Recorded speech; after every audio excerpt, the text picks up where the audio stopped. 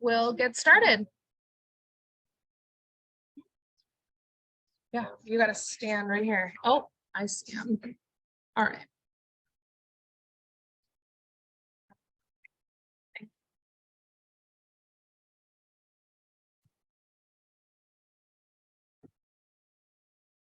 This is even right. I'm hoping that's the right Brian. Hey, I'm here. Okay. Here's Brian. Perfect. Brian, I just pinned you to our screen, so I wanted to make sure it was the right one. So thank you for speaking up. Yeah, no problem. And I'll be on video here in about 15 minutes. Okay. Sounds good. Thanks for being here, everybody. Well, I'll just kind of kick this off real quick and then we'll dive right into it. First thing I want to do is just thank everybody for being here, spending their Wednesday evening with us here at the Ridges Sanctuary. Got a lot of folks online. It's like 46 participants and a number of people in the room here. So, we're thrilled to have that type of participation. And, if you've been following along with this process, you know that significant to it is public input, that the recommendations that are coming into this master plan are really guided by the feedback that we're getting from the public, from our members, from our stakeholders, our partner organizations, staff, board members, volunteers. So the more information we get back, ultimately, it's going to be a better plan for all of us. So I'll kind of give you a real quick timeline, which I think Greg and his team will give a better timeline, but I'm going to go before the timeline that they're going to present. So sometime in 2021, we got presented this crazy opportunity to purchase Ridges Inn. And it seemed like this crazy idea that how the heck would we ever pull that off? What would we do? But boy, what a great opportunity. The buildings are in good repair. It's adjacent to our property. Hidden Brook runs through it. We've already been talking about expanding some of our square footage in our space at the Ridges. Here's a great opportunity for us to be able to acquire some property that has buildings that we could reuse, grow our programs. It checks so many boxes for us. So fast forward a little bit, we were able to, thanks to our board and moving very quickly, we were able to meet the 2-week exclusion and purchase that property. We actually closed on it June of 2022. So we purchased the property. We have a written agreement. Next day, we all kind of look around and go, what the heck do we do now? At which point somebody raised their hand and said, well, we should create a master plan. We should come up with a long-term vision so that we don't just start taking areas where we're overflowing, whether it be this building or some of the programs we're running, and we just drop them in there and hope that things work. That we need to think thoughtfully about how that property supports the property here, the Range Life, North Campus, Fennell property, Family Discovery down at Logan Creek. We needed to take a really good top-down approach and view of what our organizational needs are currently and where we want to go over the next 20 years. So let's see, this would be late 2021. We began a very exhaustive RFP and RFQ process where we got a lot of input, a lot of interest from design firms all over the country. And for anybody that had a sneak peek into that process, I think you would agree that it was very thorough. We asked a lot of good questions. And at the end, it was the Smith Group team that we felt like had the best knowledge of the Ridges Sanctuary. They aligned with our goals. And so we brought Smith Group on to help us develop a 20-year plan for the Ridges Sanctuary. And so where we're at tonight is this process began in May of 2022, and it'll be concluding in May of 2023. And so we are, in this image that they'll show you a little bit later is going to have a lot of winding. And initially it was throw every crazy idea, learn every bit of history of the Ridges, and then let's kind of filter it down until we've really developed a plan that takes the big ideas, that takes the history, but has more of a forward-looking view towards it. And so we are very much in a refinement phase right now. And so what you'll be seeing today are all concepts that have been generated through conversations with members, partners, our board, our staff, our volunteers. And not every single one of these things that you see today is going to end up in the final master plan. But the role that we need from you all and the folks online is to provide us that additional feedback, that additional refinement to make sure that things are kind of just right, that we're hitting the mark, that we've responded to what we've heard, and that what we're presenting is what you want to see the ridges be over the next 20 years. I will let the Smith Group team kind of take it from here, but what we're doing is we're recording this presentation virtually. We'll post it on our website, and we've developed a questionnaire that'll come after this that'll kind of ask questions specific to what you see tonight. So some areas that we know we need additional feedback, or we're not quite sure we've hit the mark, we're going to ask for your feedback. And that feedback is going to be taken on by the team, and we're going to kind of continue to refine it until we're ready to unveil this plan at the Festival of Nature, which will be happening Memorial Day weekend. So not too much further. I'm also going to make a quick plug for Festival of Nature dinner. Make sure you get your tickets for that. It's going to be a phenomenal keynote this year, not just because we're going to be unveiling the master plan, but the folks that are going to be up there talking about the ridges are very passionate, have a long history with the organization, and I think it's going to be one that everybody's really going to want to participate in. So keep an eye out for registration for Festival of Nature dinner. And without further ado, I'll kick it off to Greg and the Smith Group team. Great, thank you. And that'll shorten the rest of my presentation. You covered some great ground there, Andy. Much appreciated. I appreciate the prehistory as well as some of the process. We'll get into that a little bit further here too. So maybe a quick introduction. So I'm Greg Calpino. I'm the principal in charge, a landscape architect, Bridges member. So this is, I'm speaking as a member and to the members. So this is actually really an honor tonight. And let's see, I think Jess, you're on there. I don't see Jess's picture, but Jess, do you want to introduce yourself? Yep. Hi, my name is Jess Fink. I'm a landscape architect and I'm the project manager for this project for Smith Group as well. And I've been tackling a lot of the land management issues. Ivo?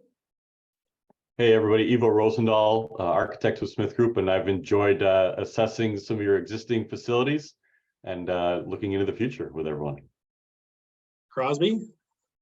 Hey, I'm Crosby Muth, interior designer with Smith Group, and been having a lot of fun at our whole workshop we had and working on the master plan, figuring out where all these pieces go.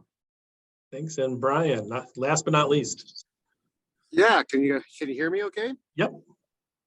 So I'm Brian Trusty. I'm a principal with Pros Consulting. We're a sub-consultant to the Smith Group, and we've worked in several projects over the last several years together, and we do so quite well.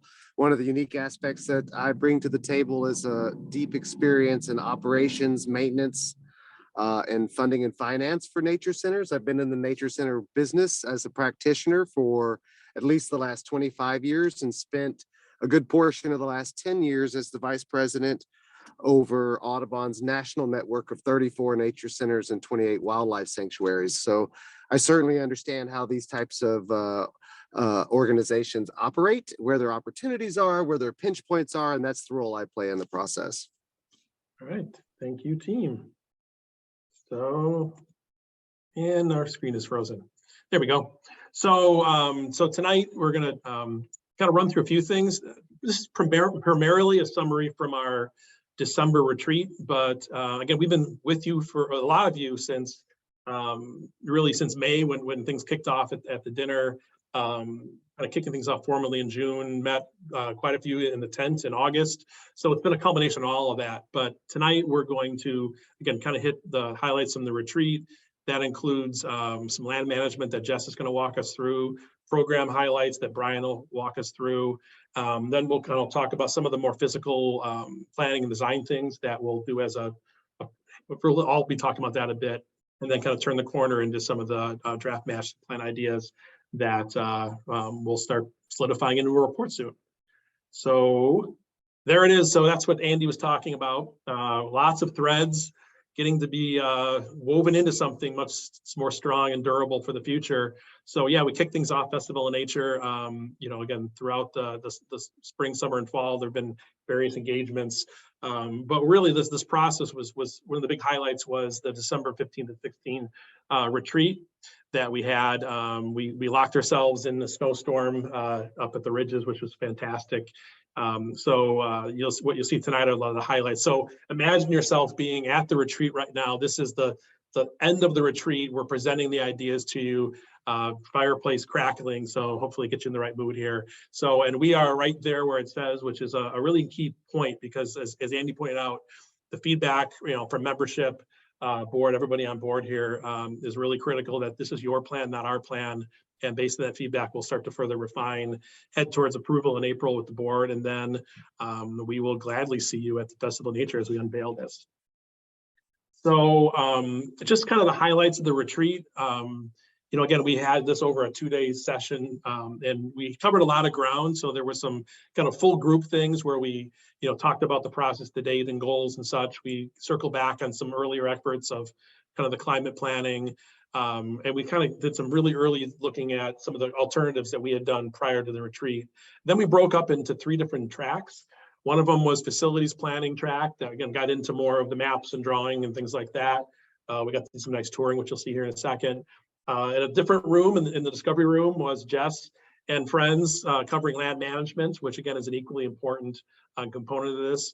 And then Brian led up a governance track as well. So really kind of hitting all the key aspects of the plan, kind of simultaneous and then coming back together. And then, like I said, this presentation is the summary of all of that. So yeah, we couldn't have asked for a better situation for that. Like I said, we got just enough snow that it was fun, and actually tested some ideas in terms of walkability to certain distances that it was nice to be able to say, well, imagine doing that in winter when it's dark. Well, it was. But we got out on site. We were able to get into buildings. We hadn't been in the Ridges Inn yet, so we were able to do those tours as well. So really a great grounding on that first day to make some informed decisions and actually circle back on some thoughts we had earlier. So, when I say workshop, it wasn't just sitting around in a room. We really did utilize all the resources of the Ridges for that. So the discovery room was a buzz of activity with a lot of idea generation. But so were the cabins as we kind of got things rolling, and so were the Ridges Inn properties. I think we literally went out and saw things that we had questions on, and envisioned out there on the site as well too. So it really was a great way to do that and kind of get things grounded. So just kind of taking a step back, this is what Smith Group and PROS has been tasked with from from the overall plan.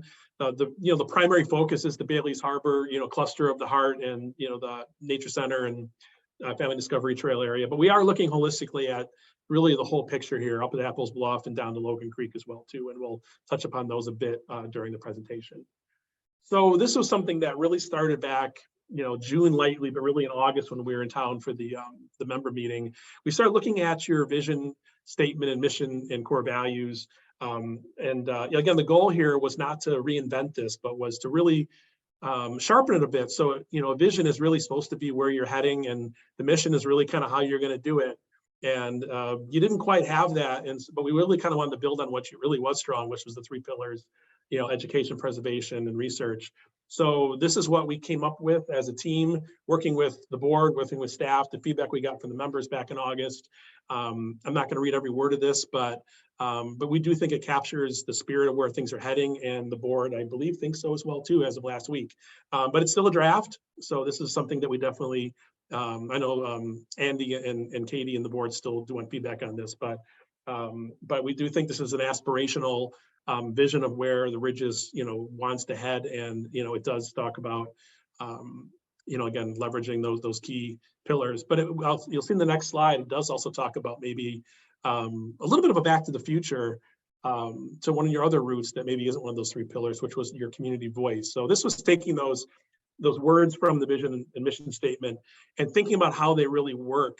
And we did this during the retreat as we started to test some of the ideas, in particular, looking at the nature center of, what should we do more of, maybe less of there.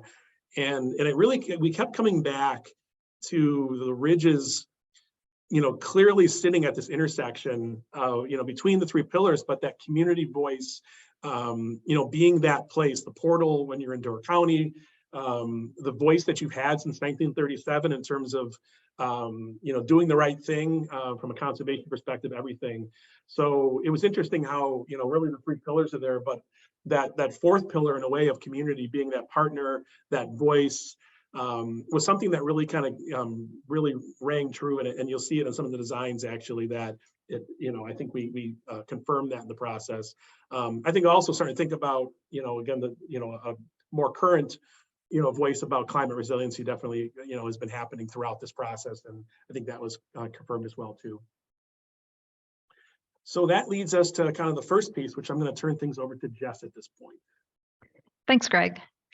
So at the retreat, as Greg said, one of the rooms that I was locked in for a long period of time with my cohorts that know a lot about these issues and a lot about the ridges themselves is land management and a plan for the future of land management at the ridges. And we tackled several diverse topics, everything from property acquisition to monitoring to the citizen science programs, and then management of invasive species, deer control, and trail and boardwalk management. So if we can go to the next slide. I'm just going to give a very brief summary of everything that the land management plan is going to cover in the final report document. But the first topic that we embarked on was parcel acquisition strategies. The group in particular talked a lot about what makes a parcel a priority for the ridges to acquire. And really it came down to a lot about water and protecting the water and protecting the swales and the wetlands that make the ridges unique and special.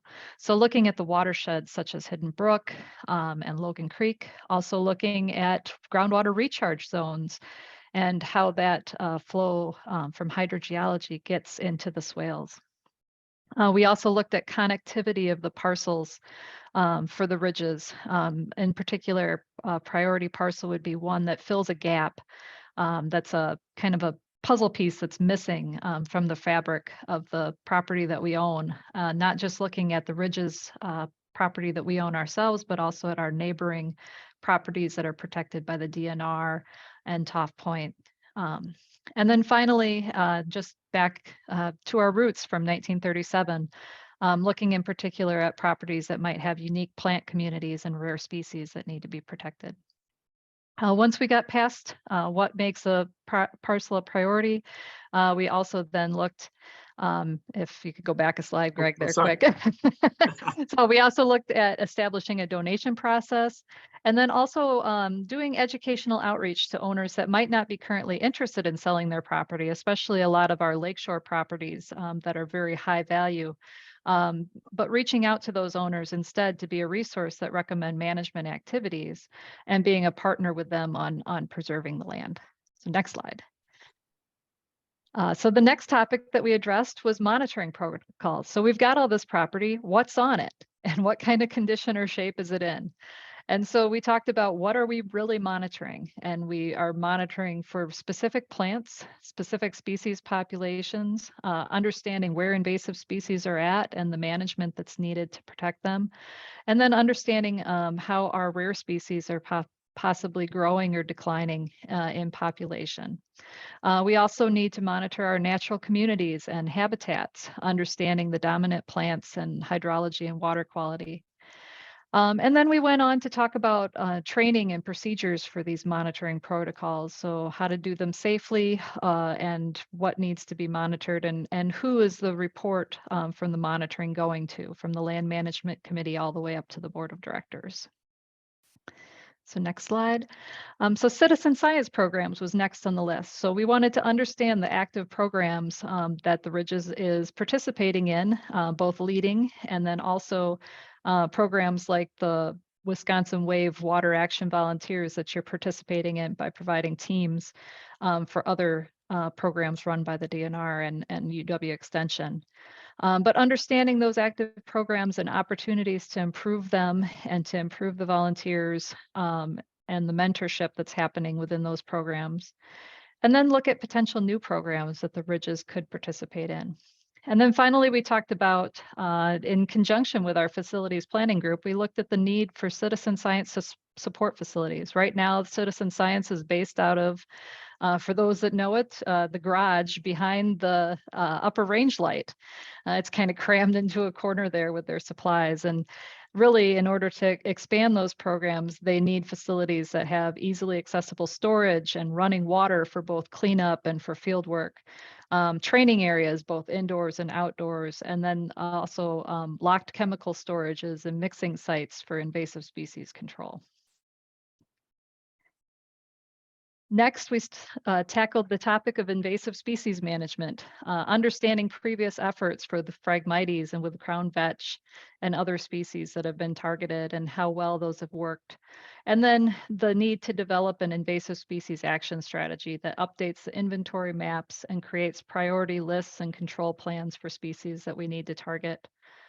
We also talked about working with our partner groups, both the county who can help with these types of control efforts, as well as our neighboring property owners such as the DNR and Toff Point to expand those control efforts across boundaries. And then finally, we talked about strengthening prevention efforts and the education that is so critical with the different people that are coming to visit the ridges to talk about the boot brush stations and how not to spread an invasive species in their own stewardship efforts.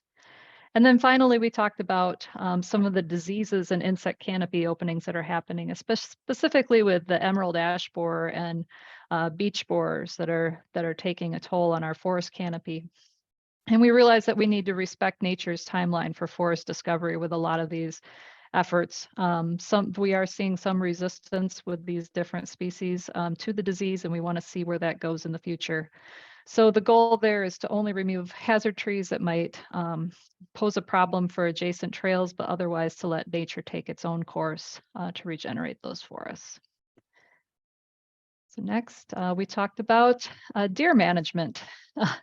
The committee was definitely wants to continue to encourage hunting to reduce the deer browse and the impact that it's having on some of our rare and endangered plant species. One of the things that we know that we need to address, though, is the overcrowding of hunters at the Logan Creek property in particular. We're exploring the potential to create a permit system that might limit the number of hunters per acre for those properties. As part of that, we are reviewing and revising hunting policies that are currently posted on the sanctuary website, looking at the land trust for a model for those new policies, and in particular, making hunter registration mandatory instead of optional as it is right now. And then finally, we talked about other options besides just hunting to reduce deer browse. And one of those options is exclusion fence, where you basically put a fence around a particular area that can keep the deer out. We decided that that is generally only used at the ridges for specific sensitive species or as part of living laboratory experiments. But we might look at it on a limited research basis at Logan Creek in order to look at the regeneration of the beach canopy down there.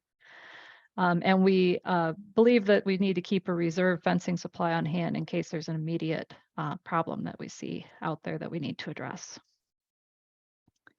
And then finally, the group tackled trails and boardwalks and how the trail system should either be expanded or changed in the future. One of the things that we definitely wanted to talk about was the potential to limit new boardwalks due to maintenance concerns and the expense of those structures. But we also felt that repairing the existing sections was highly important, as that's really what makes the ridges unique. And the experience there is the different boardwalk crossings and how each swale is different from the one next to it. The committee basically decided that there should be no new trails into the back country. That goes back to the preservation pillar that we have in our mission statement, that those areas should be kept as pristine as possible from human touch. So we did look at those areas that we do have trails in right now and how they could be expanded or improved upon over time. And in particular, we looked at the Family Discovery Trail and the idea that we should create shorter loops to try to return to the trailhead parking lots, and then to allow for action track chair, which you see a picture of that here, that can allow for accessibility for people with disabilities or other mobility restrictions in order to access that trail system. Well, in the area of the Family Discovery Trail where we have the highest level of disturbance on the site. We also looked at improvements for Apples Bluff in terms of not having the current trail system as just a one-way loop, but instead we would make that for two-way traffic and adding trail extensions and considering a portable toilet at the parking lot. For the main rustic trails in the heart of the ridges that are the historic trail network, we decided that no trail expansion is necessary, but we also do not want to eliminate any of those current boardwalk segments. As I said, each swale is unique, and the committee felt strongly that those existing boardwalks that are in poor shape do need to be repaired and replaced. For the beach, the committee felt that there should be no trails east of the county beach. This is highly sensitive habitat for the endangered dune thistle. And so we want to limit the access to that area as much as possible. But at the same time, the county is embarking on a planning effort right now to reconfigure the parking lot and the restroom at the beach access. And the Ridges is a key stakeholder in that process and will be helping the county understand our needs and how we can better improve those facilities. And finally, at Logan Creek, the committee discussed prioritizing replacement of the plank style boardwalks that are in poor repair at that facility, and then also rerouting and consolidating the trailhead so that there is a single entrance from the parking lot into the trail system so that all users have to go past the trail signage that welcomes them and also tells them of the trail regulations. And finally, we decided that the trails at Logan Creek should be renamed and that we should use graphic symbols rather than names in order to increase accessibility. So with that, I think I'm going to hand it off to Brian to discuss the program plan.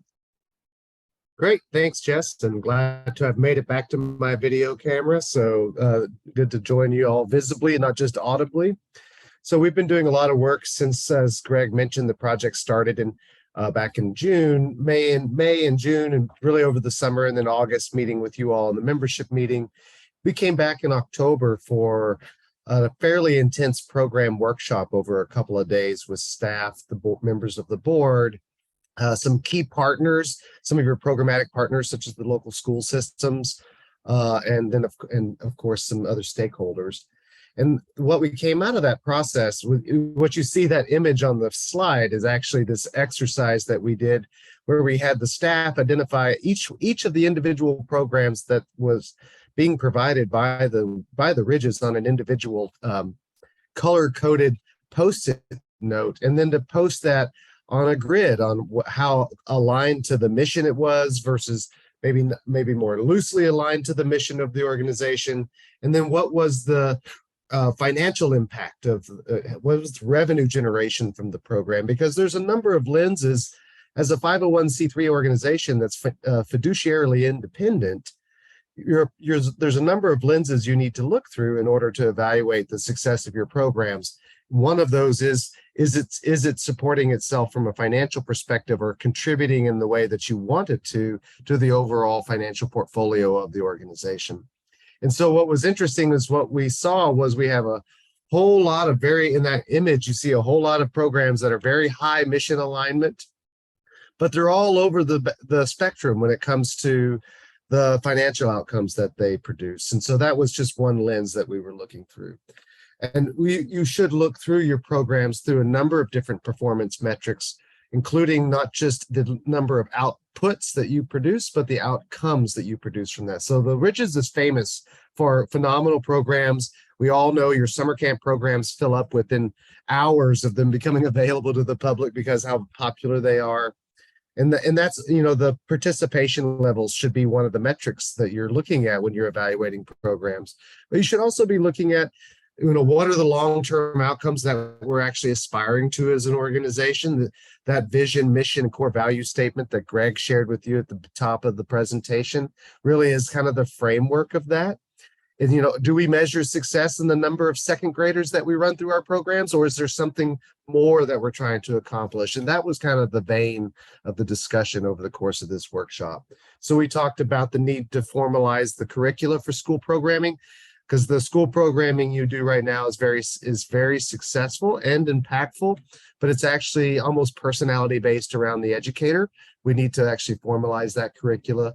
Look at diversifying your programming across multiple dimensions, and that includes not just diversifying the types of programs we're doing or the types of audiences that we're actually addressing with those programs, but even the intensity of the program. So we're really strong in programs that are an hour, 2 hour, half day, full day.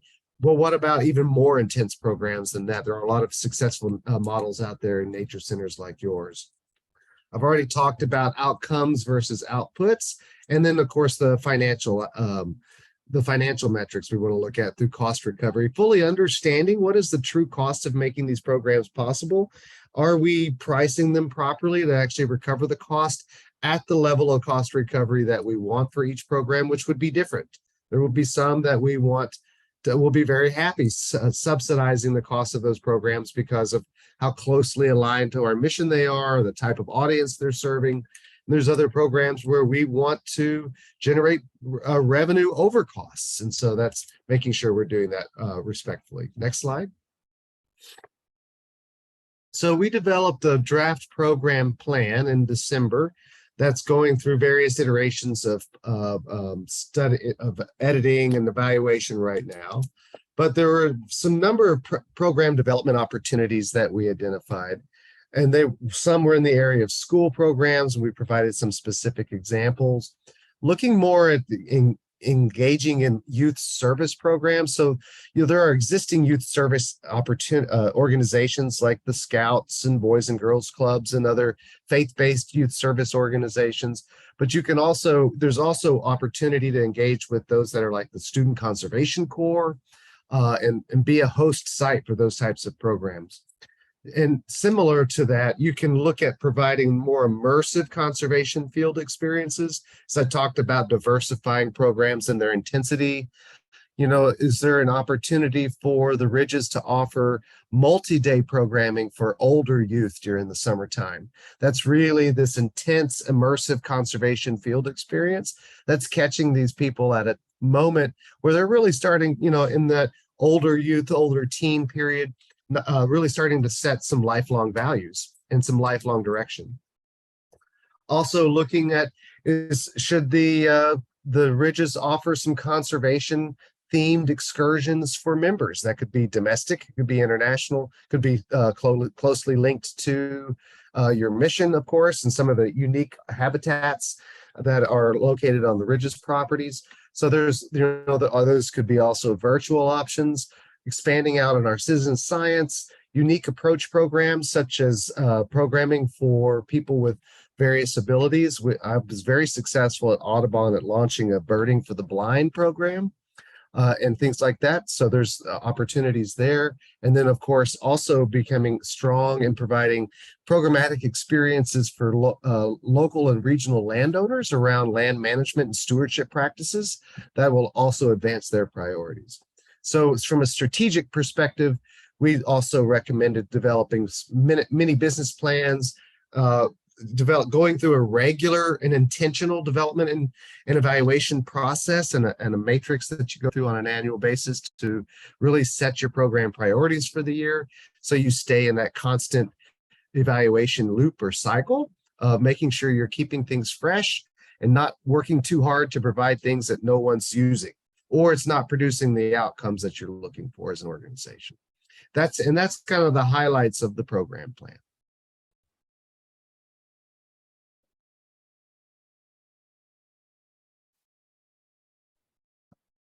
So this is back to me. So one of the things that we talked about when we started embarking on the land and facilities planning are some of the facility specific issues that we talked about back at the member meeting back in August from our initial site observations. And the major takeaways that we had from touring all the different facilities and the trail systems and the sites, the nature center, and the different cabins and the Ridges Inn.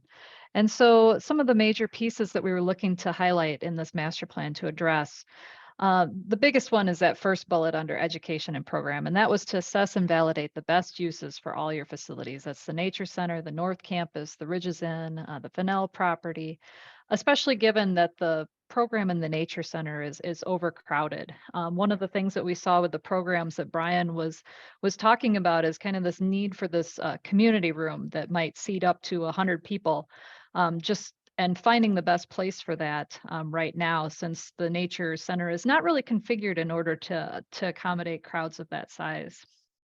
And then we also looked at, as I said earlier, the giving citizen science and the research programs their own spaces and their own facilities that support those vital programs to your mission. From wayfinding and access, it was primarily integrating connectivity between the Ridges Inn, as it's a new piece of the puzzle, a new part of the property that we need to make sure that we've got trails and access that integrates it into the rest of the facilities. And one of the biggest things that we heard over and over at the retreat is the safety issues, especially in regards to our younger children programming and the crossing that they do of Highway 57 and Highway Q in order to access the Family Discovery Trail. And how can we provide new facilities that minimize those safety conflicts with our kids? Next slide, Greg. So looking in particular at a couple of the site constraints at the different properties, the Ridges Inn, although it's got several buildings on the property, it's also got a lot of setback issues, we noticed. So the yellow line that you see here, that orangish yellow color, is the setback from the center line of the highway that's required by Door County zoning. And you'll see that the existing buildings, a couple of them actually go into that setback.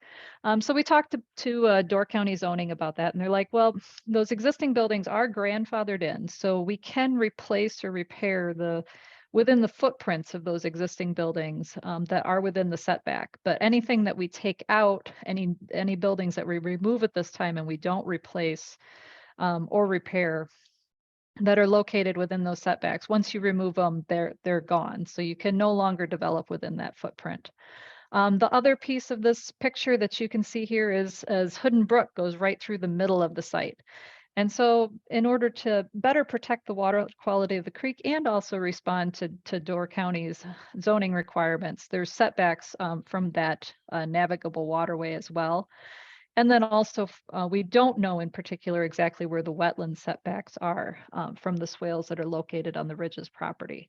But what that kind of told us as we're looking forward to the future is that we should really maximize using the footprints that we have right now of those buildings on the site and redeveloping within those pieces, and possibly think about removing some of those smaller structures that are located close to the creek that really don't need to be there. We did a similar analysis at the Nature Center. This slide, or this graphic, is based on the plans that were prepared for the Nature Center back in 2015. Again, you can see the highway setback and the setback from Ridges Road are highlighted in yellow. There's a couple different setbacks shown for the wetlands, but the most critical one is the one that's closest to the Hidden Brook Boardwalk at the upper part of the slide, which is a 35-foot setback from the wetland boundaries. What's highlighted in kind of the reddish orange color there in the middle is a proposed shelter that was included in the plans from the construction of the Nature Center, but that was never built. So as this shows, that structure is still possible in order to have an outdoor shelter there, kind of where the tent is normally set up during the member meetings in August right now, that could support that sort of outdoor programming use and take some pressure off the Nature Center itself. And finally, we talked about sustainable building strategies. Any building that we do in the future, we want to make sure it goes beyond just doing less harm from sustainable construction, but really focuses on regenerative design, which is to create solutions that actually repair natural and human systems and result in positive impacts to both social and environmental conditions. And some of the ways that we do that is to look at meeting your entire energy use for the building through on-site renewables, capturing rainwater and wastewater and trying to maximize the water usage through those capturing mechanisms rather than pumping additional water from wells. The idea of treating all wastewater and stormwater on site, and then also incorporating design strategies that both enhance human health and also enhance local ecology and habitat. And with that, I'm going to pass it off to Crosby, who's going to talk a little bit about the personas that we used for designing or thinking about where things should be focused from a user standpoint. Thanks, Jess. Yeah, so of course, a major part of our discussion at the retreat was about the people that actually come to the ridges. And we use these personas just to show, at a really high level where people are spending time. So we can start to see where we have some overlaps in uses and start to, have some logic as to where we want our touchdown points to land across the site. So the next slide sort of shows these aren't literal trails, but just kind of shows movement across the site that some of these groups may be going throughout a typical day. So we start to kind of see the intensity of use of the different areas across the site. Like, for example, there's a lot of sort of overlapping of these trails right at the center, which is at the Ridges Inn site. That kind of became sort of a logical place for us to start to group some of these uses for whether that's administrative or for research at that zone. And then maybe it makes sense down at the bottom where we have the green, having the nature center be sort of that entrance to the ridges with the proximity to the town. So this just starts to inform kind of our whole process throughout developing where we want the different parts and pieces to land. And so we did start trying to quantify all of these different pieces, and without going into too much detail on these, the Nature Center wanted to pretty much focus on giving that space back to the community. We figured, with that proximity to town, it has a lot of good infrastructure to provide for that center. So really focusing on educational programs and retail, and then just sort of minimal administrative services there to support those functions. And then at the Ridges Inn, that site made a lot of sense to have our visiting researchers and labs and everything sort of centered at that space, and creating this administrative hub at that location so we can have kind of shared purpose. And then at the North Campus, kind of maintaining the existing functions for educational use and having a maintenance area nearby. And then Family Discovery Trail and the beach, both just having sort of minimal intervention to support the educational programs at those areas. All right, so armed with all of that analysis and program and logic, we started to dive into sort of putting pen to paper or circles to PowerPoint slides. But, kind of looking back to this whole process, we've been thinking, all along and listening, and some of these are literally words that we heard on early boardwalk tours, back in May and June. But these are things that we like to do when we get into physical planning, of thinking about these guiding principles that, one is they start to drive decision-making at this kind of a point of a project with alternatives, but they also become great ways to pick your alternative, or making sure, pick ones that align the best with them. And then once a plan is done, they become great touchstones later to look back. And as you start to actually implement this plan or consider changes, do they start to achieve these two? So we came up with a group here that sort of balances a lot of the things that we've been seeing during the planning process. I would say first and foremost, this idea of listening to the land, the preservation, the reason the people are coming is that land. And so really understanding that ecological capacity, and that'll tell you, what we could do, should do, and shouldn't do in terms of development.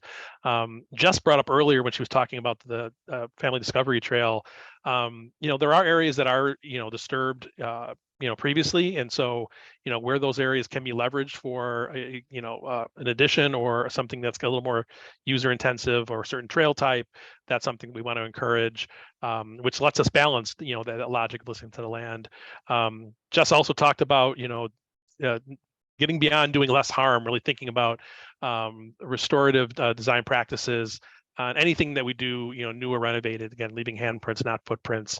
I think you are blessed with an amazing staff and volunteer group.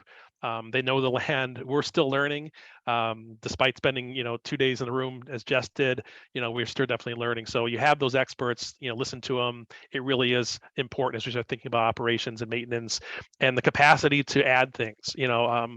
There's, as Brian showed that big list, there's a lot of wishes, but it does take, trained people to do that as well too. So we want to make sure we're balancing all of that. Brian talked a lot about, an intentional strategy on programs, again, focusing on outcomes. And then finally, you don't have to do it all your own. You're in a great setting with partners and peers around you.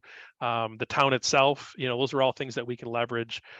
So we want to be thinking about, as there may be things that the Ridges and the members want to do, but let's think about, can it be done? Does it have to be done at the Ridges? Could it be done adjacent in the town as well? Thinking about that holistically, which again is something that's happened, throughout the existence of the Ridges. So kind of diving in, Crosby talked about the overall program.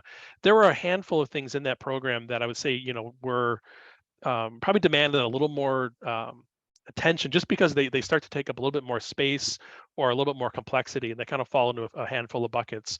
We talked about, the Ridges, as you start to do more or consider more, we are definitely seeing a growth from a staffing perspective, and you really are starting to get to the point where you're outgrowing the space at the nature center. And so understanding that administrative program was something that we spent a lot of time on, and making sure that it was adapting to the future needs, but also making sure it was a good workplace too. And so that starts to look at, does it stay in the nature center, or do we start to think differently about that?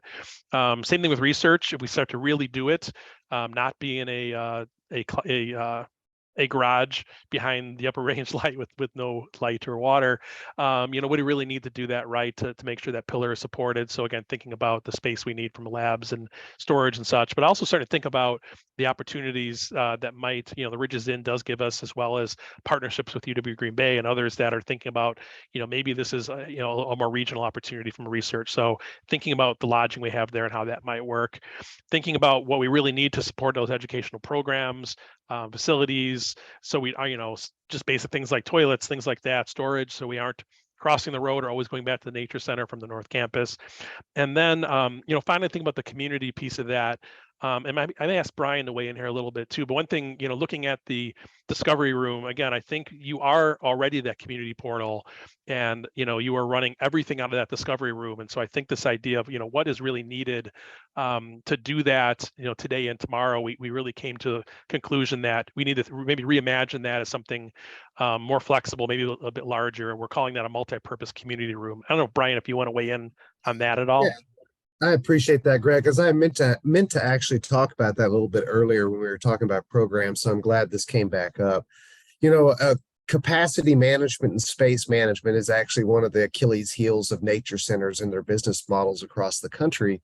And being able to have that versatility to use spaces in multiple ways, but then also be able to actually grow into the space and activate that space through unique programs, as well as passive uses where you can generate revenue from offering it up for facility rental for community events and things like that. Also paying homage to the fact that the Ridges truly is kind of already functionally a bit of a community hub for Bailey's Harbor. The big glaring omission in the facilities is actually a space that allows you to do this. And so the discovery room is not well configured. It's not well designed. It's not versatile in terms of being able to meet that need. So there is a unique opportunity here. If we can get to a multi-purpose community room that has a capacity of about 100 people, there's a lot of opportunity us being able to fill it already. Thank you, Brian. So those kind of big four buckets, really drove a whole series of alternatives. We started looking at where those best go, where should we think about that community room? Is it at the nature center? Is it something that could happen North Campus? Is it something at the Ridges Inn? Same thing for some of the education support. And so the darker colors in these slides kind of indicate where we landed to study further. Maybe the lighter colors we looked at maybe weren't the best idea. So education, we started thinking maybe it was better off looking, more towards North Campus Family Discovery Trail, thinking about, again, the staff, the research and citizen science. We looked hard at the Ridges Inn, as well as North Campus and even up to Fennell property for that. And then thinking about, again, the future of the staff and volunteers, what's the right balance between the nature center to make sure that's still running, but also what's the best place to have the bulk of the staff in terms of where it's going to. So again, looked holistically at everything for all of those. We started, that really generated 8 to 10 different holistic options, but we really started to settle down on these two that we explored more during the retreat. And I'm not going to spend a lot of time on these because we'll talk about more where we ended up, but just, really high level, think about those different pieces. So if you look at, concept one, which we called North Education Center. In that idea, we really kind of went hard on the North Campus, thinking about that community room being up there, perhaps at that point, thinking about what went well with that, which was the maybe some of the research and education staff would go with that, and then started thinking about that being the hub that starts to serve the uses over at Family Discovery Trail. So this idea of that being almost a North Camp, they had a lot more center of sort of gravity going on up there. And then we looked at that case that there wasn't, so the Ridges Inn property was really just focused on research, citizen science, and sort of some lodging with it, no staff there. And then, what was needed to, as Brian talked about, to kind of get the best out of the nature center, related staff that went with it. So that was kind of the big idea for that one, where concept B, we thought, the idea, we started thinking more and more about two things. The community room, to Brian's point, really is a community resource that belongs in the portal, which is the nature center. So how do we start to think about the discovery room differently to serve that use? And then thinking about what goes really well with that research cluster up at the Ridges Inn was sort of the Ridges staff was a nice component. So think about that there. So it really created a nice research campus at the Ridges Inn, which felt really nice. And then it started to simplify things a little bit up north. And we really kind of went all in on the idea of, an educational pavilion to support those programs up north. Let's really dig into the requirements of the Knowles Nelson grant. And ideally, we all felt that would be, this concept would go really well at the Family Discovery Trail with some of the camps over there. So there's less of the going back and forth across the road, do that with, improved parking and drop-offs, and then start to reimagine the North Campus into something. Maybe we can start serving resident education with maybe some housing at Fennell that brings a different offering that there's been interested in as well too. And in both of these, we started thinking about differently a bit also. What happens at the beachfront? Is it, at minimum, just sort of trying to better connect it, accessibly there, or could we perhaps think differently with the county's process about, reimagining the parking lot, toilets, maybe getting, a visitor contact station down there that recognizes a lot of people start their journey at the beach. So let's recognize that, or, as part of Top Point and other places. So, based on really looking at those, we really settled on this preferred framework, which is a lot closer to that option B.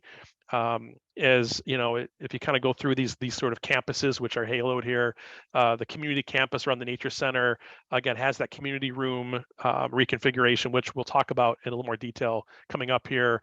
But we called it a campus because of how well it starts to be really, works well with the existing facilities you have there: town hall, parking lots, trailheads for the Family Discovery Trail, potentially some of the ongoing things the town's looking at with the marina. So that becomes, a great landing spot in the nature center. I think Andy put it well. It's sort of, giving the community center back to the community in that community campus. We just talked about that research campus at the Ridges Inn really starts to work nicely, and we'll talk about that in a little more detail. And then the education campus, the idea of, again, having the pavilion with the Family Discovery Trail, and then thinking about that resident education over at north, where the North Campus area, and then thinking about the right touch at the harbor of kind of, again, leveraging that county process to get a little more visitor experience there in partnership with them. And we'll get into detail on all of these in a little bit.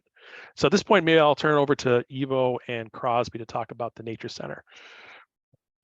Yeah, so as you can tell from some of our sketches here, we went through several iterations for how we could potentially rework the Nature Center to get it working a bit more efficiently for all the functions we wanted to have there. Then the more we thought about the adjacency of the Nature Center to town and sort of the infrastructure and visibility that provides, it really nailed home the idea that this should be, dedicated to community engagement. So the next slide maybe shows a bit more clearly how we would make just a few adjustments to make this more community centered. And that area over on the right that we're labeling the community room is where a lot of the current administrative offices are. So we would be taking those out and creating more of an administrative hub off towards the Ridges Inn, like Greg was showing on our overall site plan. So this makes it, so much more flexible, where you can have a large group, and then potentially there are ways to even, like he's showing here, we can divide it up or open it up so it can be really flexible to host a variety of activities. So really in this space, you're getting, exhibit area, interpretive space, and kind of reimagining the current discovery room to be larger and more flexible to host all the different events that you have planned. And then this is just some imagery for how, Sorry. okay, for how we could, split up that space. Like the top left, you could have dividing walls that can be moved and opened up for how you want to function. And then all of these really focusing on the people that are coming there and making it work for all of the programs you have planned. And I'll let Ivo jump in about some of our sustainable strategies. Yeah, so Jess mentioned earlier that, the overlay of sustainable strategies being important to the master plan. And this is where we can start talking specific to the Nature Center, what it looks like to be thinking about sort of being more regenerative and having a lighter impact on an energy perspective. So if we studied, given the orientation and the current energy utilization, what it would look like to incorporate photovoltaic arrays to offset energy consumption. And you can see on the image on the far right, would be about a 59, may as well call it 60 kW photovoltaic array, about 3,000 square feet of arrays, and how they could be positioned on the existing roof structure to be effective. And we also identified, as Jess mentioned earlier, there was a planned little shelter just to the left of the Nature Center that would be another great opportunity to be highly visible and actually better oriented as well. So smaller array of identified at 13 kW. From a water net zero waterfront, as you look to do PV in the future, potentially, you could see some of the imagery. That system works really well on standing seam metal roofs, and as that transition could happen, you could then start collecting water so setting yourself up for rainwater harvesting with that roof. So current asphalt roof, not ideal not really appropriate for collecting water and reusing it. So the metal roof would be a strategy you could implement and start really lowering your impact of water usage. And then from a general wellness and human health perspective, there are opportunities as you reconfigure the existing structure for the uses that Crosby was speaking to. There's opportunities to really create better views out towards the landscape, out towards the lake, that may better connect the users of the building with the surrounding landscape. And then, you can always start to consider the opportunity to have more operable windows. A lot of the windows, I think all the windows in the current facility are not operable. And so you can start to offer opportunities for fresh air and more passive ventilation into future planning for the structure. Thanks, Ivo. So kind of last high level thing, we did spend quite a bit of time looking just at connections. Again, as you add the ridges in, start thinking different about the North Campus. How do we start to make this a better connected campus, at least bringing those on board, but also maybe better connected into the fabric around the ridges as well. So, just first thinking about physical connections between, again, the ridges in and things like the Hidden Brook Boardwalk, just making sure that it's all part of that system, thinking, accessibly from the beach perspective, knowing that is part of the tour. And part of your story, again, that harbor is really the source of your ridges. So thinking about that as well as how to bring some of the other properties, further north, kind of on from a physical and a visual connectivity. And then thinking about how that starts to fit into whether it's, physical sidewalks, whether it's walkable shoulders, just a more humane way of looking at some of the roads, ridges, there's definitely ways to start thinking about. In fact, it's happening already today, and it could be simple signage, but thinking about that as ways to connect, again, other ways to connect within the ridges, as well as to your environment, and how that, again, starts to take those ideas of those campuses and making it a more connected experience for the visitors, as well as the staff and volunteers working there. So, specifically, one of the areas that's no surprise we looked hard at was that southern connection. And, how do we start to make that, a more intentional, safe, visible experience? We'll talk a little bit later about how that starts to work into the terminus of the boardwalk and things like that as well, too. But these were things, again, we looked at with the land use as well, to think about how it all works together. And so, thinking about like other areas, we looked at a whole gamut of options. Is it, it's just as simple as making sure that's an accessible connection, from the lower range light to the beach, all the way to, and this was before this was a great experience of working with Jess's group of, well, hey, could we start thinking about a broader, trail network? Well, no, we shouldn't, because that's the most sensitive area east of the beach too. So this was an interactive process, and we started to think about, maybe somewhere in the middle where we can have, a more, maybe a little bit more exciting experience, more education experience, thinking about that trail that you have today, but maybe having more storytelling stations, whether it's a beach climate or another more discovery trail versus a point A to point B, working that in with some of the vegetative management strategies, with the range light corridor, some of the improvements we could do with the lower range light plaza, and then working with the county, as Jess brought up, about how to, have a voice at the table of how that parking lot is reconfigured, how the toilets are looked at, and how that can become, take a step further in terms of being an arrival and educational experience versus just being sort of beachfront toilets. And so a lot of good options that are possible there, and different ways to kind of work that whole network as the county moves forward with that process. And then we took all of those ideas, so we're kind of turning the corner here to the final concepts. We kind of put pen to paper at the end of day 2, and kind of put all those pieces together on one big drawing, and we'll kind of walk through that here now as the final piece of our presentation. So again, the sort of big campus areas, we'll use those to kind of ground our presentation here. So first was that education campus up north.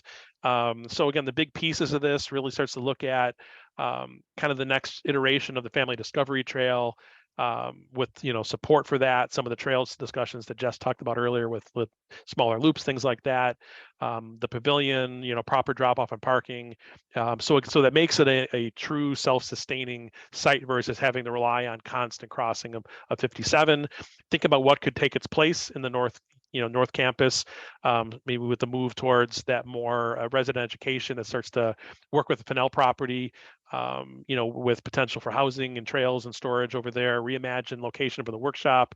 So really kind of think about the pieces you have today, but just working differently, which starts to, embrace that holistic look of a more of a campus approach, working with the county and others, and trying to make sure those intersections, can work both from a safety perspective, but also visibility. This is the arrival point. The fact that you have the ridges in and all of this property, you really do own that corner visually at least. So let's think about that from a lot of perspectives. And then think about linkage all the way around. Can we have an accessible connection to the upper range light, to the cabins, and think differently about all of that? So we kind of got into a little more detail. This is kind of what that all starts to look like when you put it together at the North Campus. The idea of really kind of flipping the workshop, further to the east, which starts to free up the western part to be a little more program focused. So you don't have kind of camp and workshop and some of those things start in the mix, and make some of the enhancements we want to make in the workshop, the dedicated parking, things like that, thinking about the right things across the road in terms of housing to support these programs, as well as potentially seasonal employment, getting some of the storage over there that that wants to be in maybe a less sensitive area, and then thinking about that whole parking and drop off area, to start to support these programs, reconfigure that for efficient drop offs, things like that. And then one of the things that Brian also had recommended, kind of picking up on what was proposed by the Nature Center, was sort of 3-season pavilions that start to support a lot of those flexible uses. So this starts to show the idea of that, combined with maybe some modern toilets. I use the word modern loosely there, but maybe something a little more contemporary and enjoyable for visitors, that could be part of that whole structure with storage as well too. So starting to think about how to take the cabins to the next level from an accessibility and support level. This was taking a quick look at that southern gateway or harbor door. Again, this starts to illustrate that idea of the gateway plaza by the lower range light, a more intentional crossing of Ridges Road, that sort of connected storytelling, beach discovery trail to the beach, and then kind of again working with the county on the parking lot, and some early images of what that could start to look like, the crossing, an intentional plaza around the lower range light. That's part of that interpretive experience. It continues the accessibility, So that was really one of the big goals, was can we start to think about that accessible experience of that recently renovated boardwalk, being able to continue down as it ends and crossing the road as well too. So engaging the rock, seating, things like that are all possibilities that were sketched. And think about this as really a shared portal with your partners, with yourselves, with the visitors to Top Point, the county park, researchers with UWGB and others, the DNR, all those sorts of things could be sort of tied into this location, as well as just the beachgoers who could learn something while they're there.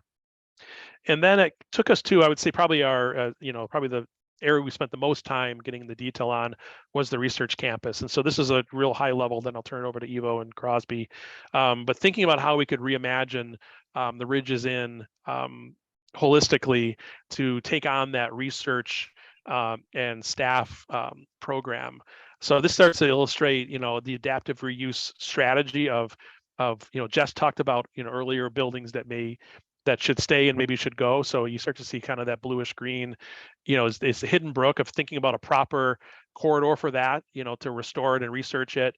And then what's sort of left are the different Ridges Inn, properties, we're thinking that the staff, maybe to the south, and maybe all those research and lodging to the north, and then, the ability to adaptive reuse for citizen science up there, and then connecting it all up with a trail system that start to extend what you have today, the boardwalk to the south, and some corridors that connect, back to the Rangeline Trail, working with Tony and Sam of trying to find the right corridor that starts. In this case, there's a corridor that has a lot of existing ash trees and disturbance. So thinking about, how can we find the right corridor that makes those connections sensitively, year round for visitors and for staff.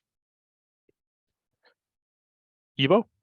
I'll take it. Yeah, thanks, Greg. So yeah, I'll start maybe in the middle, and I'll try to navigate everyone around this portion of the site. But in the middle, as you'll see, Hidden Brook come through this portion of the site. You'll see we've got 3 structures identified that are sort of dashed gray lines. And so those, I think, I'll start maybe with the loft cabin. That's the log cabin as well. Maybe it's easier to describe if you're familiar with the site.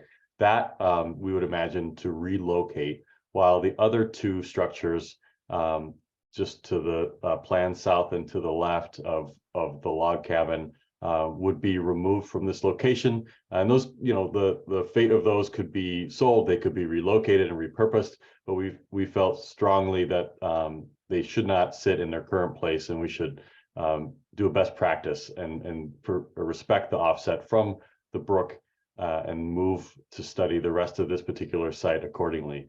So if we look to the left of this image, you'll see the guest house identified in orange.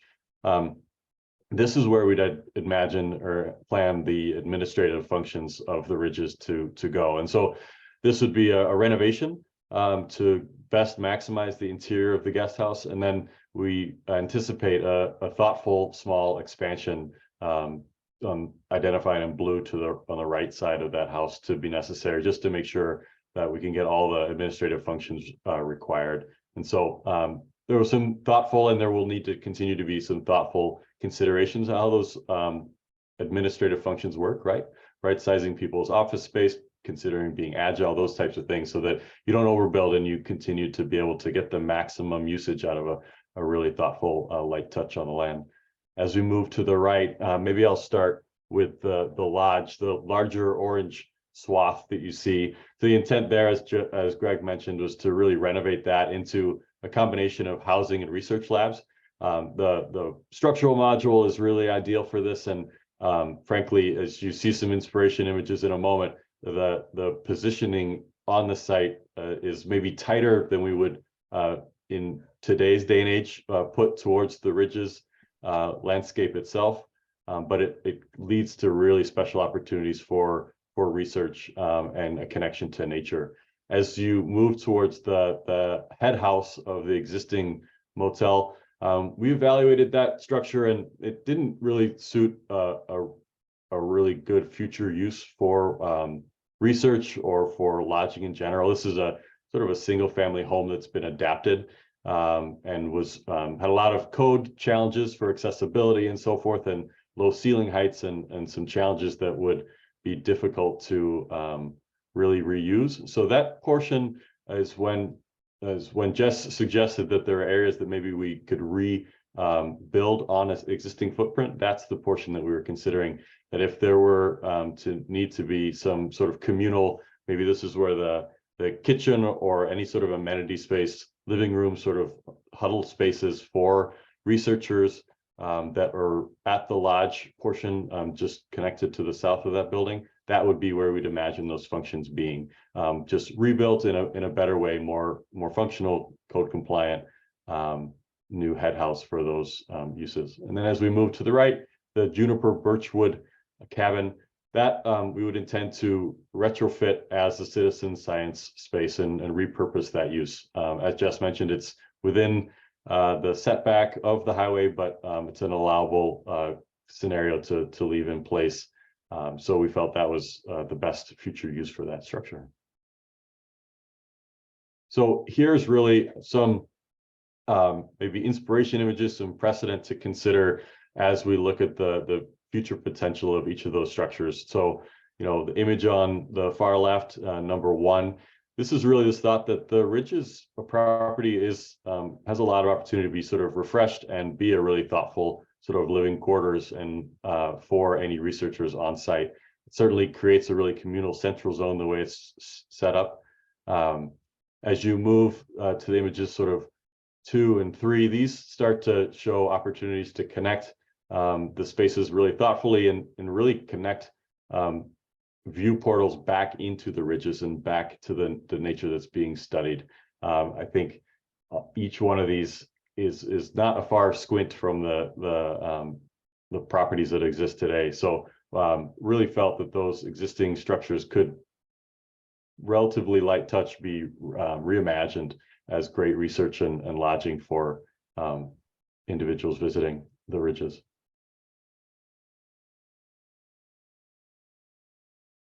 And then again, this there's a lot happening in this, what I'll say, research campus area that we'd want to continue to understand the opportunity to achieve a living building challenge. There are some existing conditions that limit maybe the full success of PV and solar, but there's still great opportunities for natural ventilation and a great opportunities to be really thoughtful about how we would consider mechanical, electrical systems, consider daylighting to really bring the energy use to an appropriate and really sort of forward-thinking lighter touch on the land.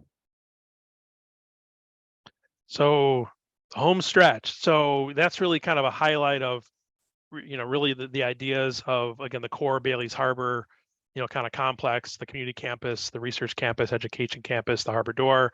As I said earlier, you know, our mission as a team is to look at the really all the holdings. So, you know, we did start to think about how that, you know, starts to dovetail with, you know, Apples Bluff as well. So, you know, how does, you know, Harbor Door start to work with sort of that Bluff Door? How does that start to connect over time? You know, and start to, you know, as you know, some of the acquisition policies, things like that Jess had talked about, those start to happen. How do those start to connect up intentionally, really for the Bailey's Harbor, you know, cluster? So again, these are some of the, you know, direct ideas that came out of Jess's trail discussion. We would start to think about how those would get applied here. We did look at Logan Creek as well. Again, you know, Jess covered a lot of that in the land management side of things, but, you know, again, I think some of the high level things here, you know, thinking about, you know, really, you know, think about all of Logan Creek. So whether, you know, we have a lot of frontage on that, but making sure that we think about managing it or acquiring it down the line, but just that whole creek is you know, protected. Thinking about actually arrivals from both land and water. You have the docks, and so, you know, a lot of good discussion about you know, signage and thinking about, you know, being intentional about a portal from Clark Lake, as well as, you know, much, you know, I think everyone has brought up, you know, the visibility of 57. How do we start to think about that corner? Some of the same thoughts we had in Bailey's Harbor about signage, you know, the idea of you're entering the ridges. There's no reason why it has to be a surprise. Even though it's a great surprise, we can make it a little more intentional. And then Jess also talked about, you know, some of the drivers around the parking lot, thinking about that same logic, you know, similar to what I brought up at the beach of thinking about a light touch visitor contact station, which really takes, what you have today with maybe a toilet building, reorganizing some trails, but, making that experience a little more supportive for whether it's the current uses or perhaps we can start thinking about that meadow even to support some other things that we might want to do a little bit more of in Southern Door as well too. So, and then we put all that together, it really starts to represent that holistic view of the Ridges master plan. So at this point, I think I'm going to turn it back over to Katie and Andy, but just maybe as a reminder, this is where we're going. So I'm going to stop talking and let Katie and Andy take over. Super. Thank you. Greg, I don't know what the problem is with our bathrooms at the North Campus. I don't know why you have to talk so poorly about those bathrooms. Just kidding. They're vintage. Yeah, just a little bit. Good. Well, we certainly want to give a chance for everybody to ask questions if you have any specific questions to anything that was presented today. I know we told you that we were going to be here till about 8:30, so I'll find a way to use that time. But we really, ultimately, this presentation is an opportunity for us to show you what we as board and staff and certain stakeholders came together and wanted to seek. And hearing the feedback over the last couple of months really led into this. And, now we really need to refine it. And I know Andy mentioned this, I know the team has mentioned this. There's so much that has gone into this, but ultimately this plan has to represent the Ridges. And the way that we make this plan represent the Ridges is by hearing from you, our members, our community members, our key stakeholders, that'll really make sure that this master plan is a solid representation of who we've been, who we are, and who we're going to become. So we're going to put you to work. We may just sit here for an hour and a half listening to everybody talk about what's happening, but we really want to hear from you. So Greg, if you can go to the next slide. We have a feedback form on our website. And the feedback form is it's a Google form, it's an anonymous submission, and we want to know what you thought about some of the things presented today. I know that you can't remember everything that was, put up on the screen here. I also know that a lot of the words on some of the screen are small. So you might want to reference back to some of these resources. So after the presentation today, we're going to take this recording, we're going to put it on our website, and I'll show you. I'm going to navigate to where this is all located on our website here in a minute so everybody can see. But we're going to put that up. The slides from tonight's presentation are already on our website. And then we have some prompted questions. Some of them are very open-ended. What do you think? What are we missing? What have we not talked about? What do you want to make sure to see in this plan? There's also some targeted questions. One specifically, and one example is, we really want to know what your thoughts are on the community room and how this nature center really fits in our community and how you see this nature center fitting. It's been an amazing experience for the Ridges Sanctuary. We wouldn't be here today if we hadn't made the major decisions to have this nature center in town. And we really want to make sure that it serves our community the way that it needs to.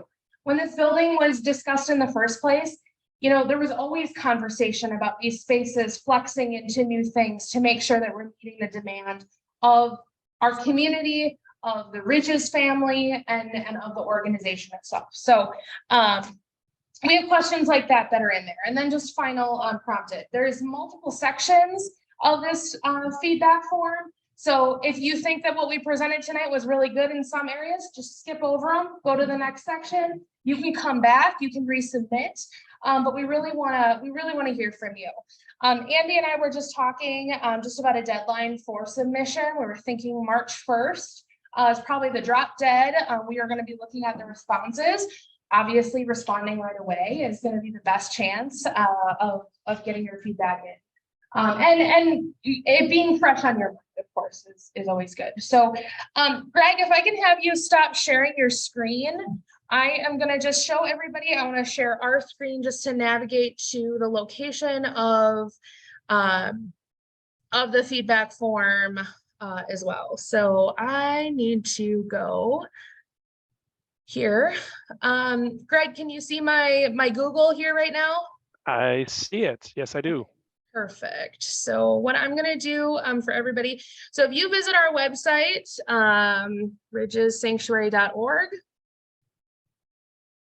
you're gonna see this master plan button in the right top hand corner of our website. There's details here just about the process so far. And also just some information about where we're at in the process right now. If you scroll down on this page, this is all going to change after tonight because we don't need to tell people about something that already happened. But we have the slides right here on the left for you. The video is going to be uploaded right here on the right, and you'll submit your feedback using this feedback form that gives you kind of a heads up on what we're looking for, and it just allows you to go through each of the sections. We have the slides in here so that you can reference it back. So we're hoping to make it as easy for you as possible, because this truly is, in my opinion, and Andy, you can tell me I'm wrong, but I don't think you will. Your feedback is the most important part. It's what we need. It's what our board needs. It's what our staff needs. It's what Smith Group needs. Smith Group and Pros Consulting have put an incredible amount of work into creating this experience for the Ridges Sanctuary. And creating a master plan for us, and we can't do it effectively if we don't hear. So, also Andy, Sam, myself, we have some board members here as well.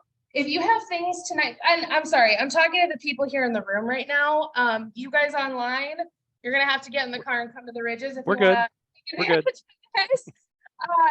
But you guys here in person, we're here to answer any questions. If you want to talk about something right away, we're here. We'll stick around for a while, answer any questions that you have. We'll jot down notes. If you have big feedback ideas or big things that you want to make sure to say today, please let us know. We want to hear from you in any capacity. You also, Greg, can you share your screen again?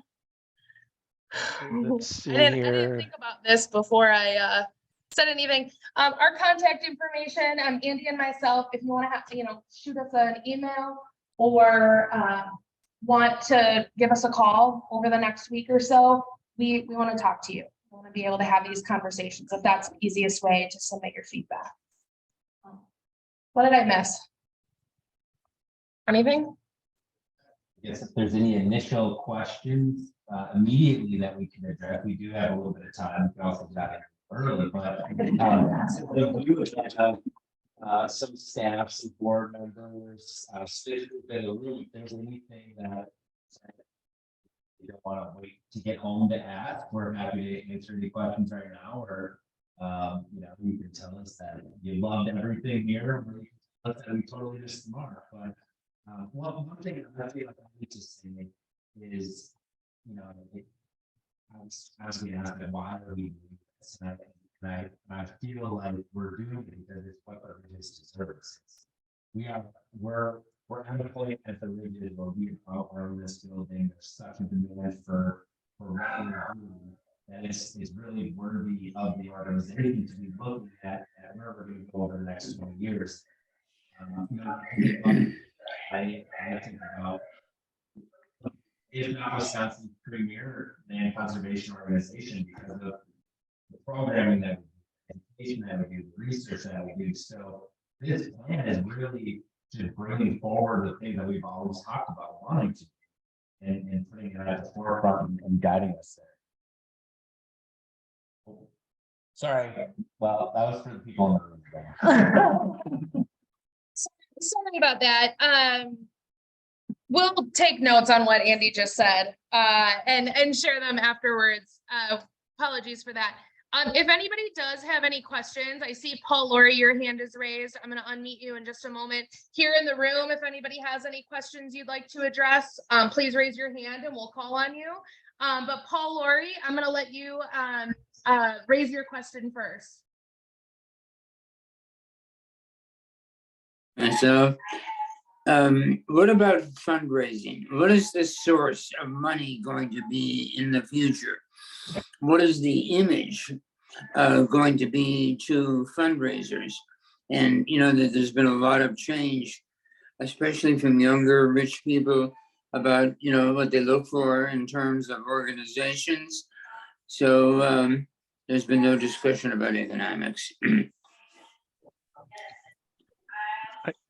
I don't know, Katie or Andy, you might want to take that. Otherwise, I'm going to suggest maybe Brian maybe talk about that, because I think there is some thought about, it has been thought about, just wasn't in the presentation. Yeah, But and maybe- if you guys, if Brian, if you could touch on just what will come as an outcome to this plan, and then we can touch on the Ridges side and our perspective as well.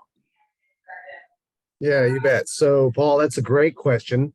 And that was one of the reasons why we kind of started with looking at, with a critical eye, the existing vision and mission statements and whether or not they were articulating where the Ridges were today and where you're trying to go tomorrow in a way that's also compelling currency for fundraising support. And so like all the right bones were there, but maybe like freshening it up a little bit, making it a little sharper. So we're able to actually really communicate to potential donors or existing donors about what the vision is, was part of the reasoning why we went into that space early on in this process. So a big part of this plan is actually a funding and revenue strategy. So we've been having conversations with Katie and Andy and members of the board since the very beginning about thinking about the strategic plan and the role it can play as an impetus behind really sparking some fundraising to move you forward. Do you want to add anything? Yeah, great. Yeah, great question, Paul. I guess, you know, what I would say is that this, and Brian nailed it, is we started talking to potential donors and supporters of the organization about Ridges Inn. We told them what the plans were, but those were just things that were in our head. And to try to convince somebody to make an investment in your organization without a good, solid plan, an idea of what you're going to do and how you're going to get there, this is that plan that we'll put in front of the donor, not only say, here's our plan for what we're going to do at Ridges Inn, but here's how the programming that we're going to use. This is the revenue sources that are going to go into support some of the things that we're doing here. So yeah, Paul, I don't think it'll come as a surprise to know that we are talking about developing a capital campaign over the next few years that will be looking to raise some significant dollars, and at the heart of that will be this master plan. So we'll be getting all of these emails and coming to ask each and every one of you for money at some point. And my question really was, in terms of fundraising, which is always what my perception has been local. The question is, why shouldn't it be national? You know, why shouldn't we have websites, you know, that are seen around the world, and videos that are done about some of our projects? So I would hope that the importance of what we're doing has significance in a much greater area than we currently rely on for money. Paul, thank you for that comment, and I really appreciate it. And I will tell you, one of the things that Brian has been so fundamental in helping us understand is that is exactly what we need to be doing. Our reach is larger than our community, and as everybody knows, our community is represented by people from all over the country. Why are we not stretching further and reaching further? So Paul, we're gonna be calling you at some point to pick your brain a little bit more about that, because you are spot on. Thank you so much for that. Cynthia Crock, I see that you have a question as well. You're muted if you're talking. There you go. One thing that I could not tell from the planning is it looks like these ambitious plans are going to attract a lot more people to the Ridges. Where are they going to park? Oh. They're gonna park in the new parking lots in town. Didn't you see the new buildings go down? No. Yeah, no. right. That's a really good comment. And what I'll say first and foremost is that we've talked a lot and very extensively in this plan and the planning process of like, are we trying to get more people to the Ridges Sanctuary? And I think at the end of the day, no. What we're trying to do is engage the people that are already here in an extremely meaningful way. We already have 30,000 plus individuals that come into this nature center, and maybe with 1,700 of them that are members. So what are the experiences that we are creating for those 30,000 people to engage with this organization? So that's my long answer, Cynthia, to tell you that hopefully we don't need any more parking because we want to engage the people that are here. Now, of course, there are going to be valuable things for this organization that are going to entice more people to be here. And with these different nodes throughout the sanctuary that you've noticed, hopefully it'll be okay. But parking was not something that anybody wants to see. Well, I will say though, it has been a criteria in the land planning though. I think the whole nature center discussion, there's infrastructure already there. So, does the community room go north or does it stay? The nature center already has the ability to leverage downtown, town parking lots, all of that. So, that's been the mindset. I think, North Campus, thinking differently about the parking and drop-offs you have there. Same thing with the Family Discovery Trail. Drop-offs were a big part of this, right? Because a lot of the people that do arrive aren't parking and staying, they're getting dropped off. So doing that better. And also the staff, we can think about, is less parking, staff parking, the nature center, and the right strategy using North Campus lots, versus just parking at Ridges Inn. Does that start to also, make more out of the lots you have already at the nature center too? So, we haven't done a parking study per se, but I will say that has been a driver in some of the, why certain things ended up certain places in the plan though. Yeah, good point. Yeah, I Cynthia, just know what it's like when you go through through Bailey's Harbor and all the cars that are parked along the ridges on the highway, and it gets really congested. So that's, if the entry point is changing and that shifts that traffic, then that'll be a good thing. But is there sufficient in the areas that it might shift to also? yeah, absolutely. Thank you, Cynthia. Kurt? Yeah, so my point is related to this is in, you don't solve that issue unilaterally, right? You work with the town on things like that, and I know the town is making great efforts on things like pedestrian bicycle safety. They talked about trying to make the access across the highway a lot safer. There's going to be a lot more, people going across the highway now that there's an open space right there. So I think being part of those conversations, I mean, part of my question before Cynthia heard was the discovery. I mean, how do you get across? And we need to figure that out. We're not going to figure it out as the regions. We're going to figure it out in partnership with the county and the town. But we got to lean in on that. Figure that out together. Yeah. Yep. It's done just by the ridges. It should be done in collaboration with the town. If the town is trying to get people to park in public places and not right on the highway. Yeah, Kurt, thank you. And for everybody online, there was just follow-up discussion regarding partnering more strategically with the town to address issues like parking, like safe crossing, the Family Discovery Trail, especially being an area that is difficult to access right now from our property. And what are those partnerships that we really need to engage and be active with to ensure that those things are addressed, together? Because it's not, we can't figure it out alone, and the town needs, honestly, all of us in this room to show up and participate, because the moment we participate, there's going to be some responses that demonstrate that the community wants to see this. Ed, I know you had your hand up previously. Yeah.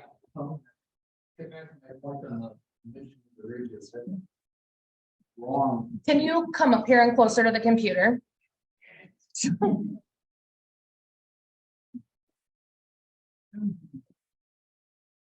So I think it's wrong to change the mission of the ridges. It's published that we're not really supposed to be changing the mission of the ridges. It stood by us for such a long time. And nothing wrong with some of the things that are in there, but it doesn't belong in the mission as such. That belongs in the vision. That's part of the vision. The mission is 3 words: preservation, research, and education, followed by those other things that we've had in there. But a lot of that just doesn't belong. It's not up to us. I think it's disrespectful to those that came before us to make that kind of a change. Thank you.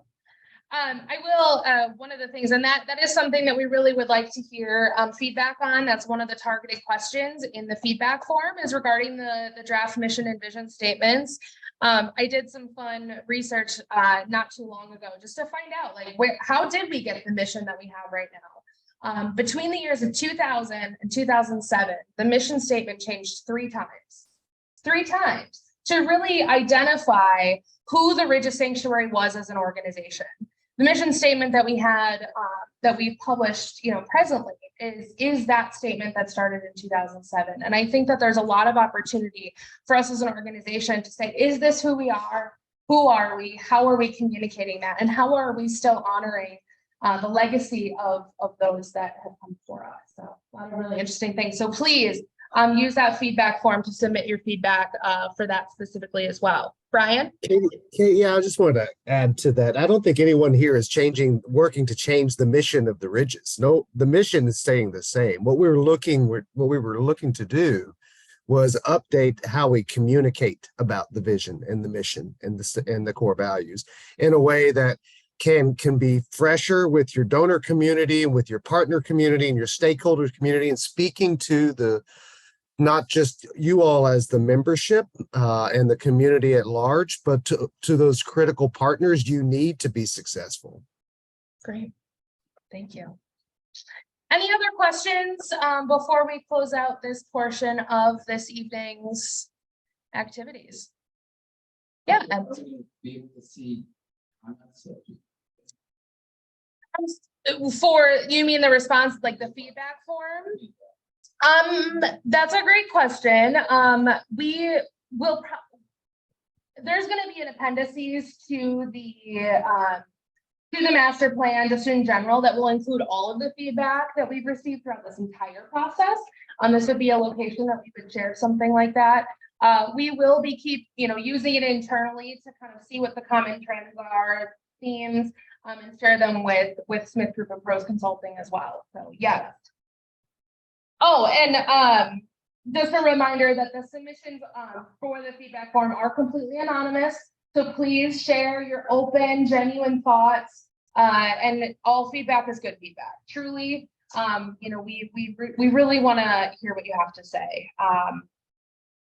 You don't tell Andy that his shirt is funny, but something you can tell us that the bathrooms on the North Campus are a problem. Yeah, Merritt. Yeah. Yeah.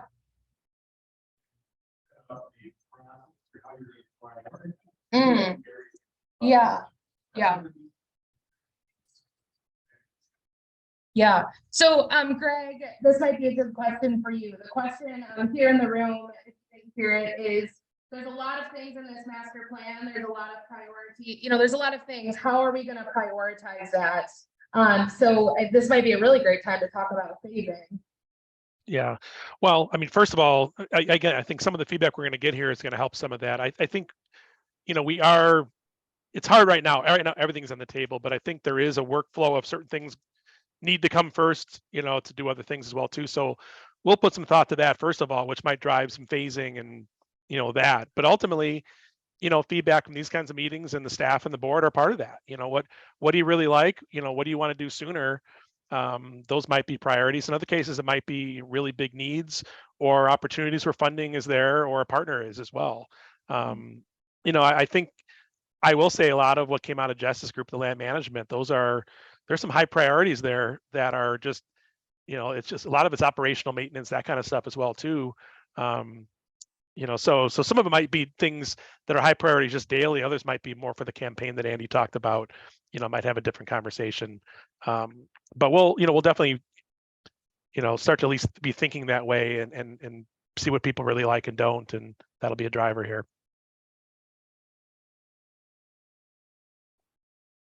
Hopefully you like everything in there. It's all a priority. So that'll be a fun conversation, but that's what I would say as well.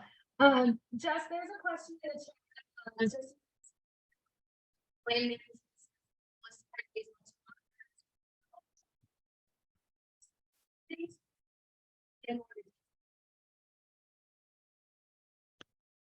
Could you repeat that, Katie? You kind of broke up on my end a lot. So sorry. So there's a question in the chat about the land management sections of the master plan, including what we're going to monitor. Is the final report going to list just the headings, Or will the plan go into detail on each heading? If the plan is to go into detail, it would be helpful to see the details before comments are made. So the plan is going to go into a lot of detail, and that has been coordinated with the Land Management Committee is going to get the first comment on that. I'm not sure how to publish that for great groups of people to look at the draft plan though. So I think we're going to have to probably rely on the experts and the committees in order to, and the board in order to make those decisions. But yes, there will be a lot of details under each heading for those groups to consider. So, Mark, that being your question, you are going to be part of the proper review for the detailed report itself. I would not rely on the submission, the feedback submission right now to provide that feedback. You're going to be in a different group of people that are going to be looking at the plan itself. So, great. Well, with that, we want to certainly keep a few extra minutes for those of us here in the room. If you guys want to have any conversation, you want to touch on things, Andy, myself, Sam is in the back. Dave, I'm going to assume that you're willing to talk to somebody. Board members, Dave, Bill, Linda, Sandy, if you guys have any further, things, we're here. But Jess, Greg, Crosby, Evo, Brian, thank you. Thank you so much. Thank you. Thank you. This is a lot of fun. Yeah. Really You have a good evening. Yeah. Have a great one. We'll see you next time. All right. Bye-bye. Take care. Thanks Bye, again. everyone.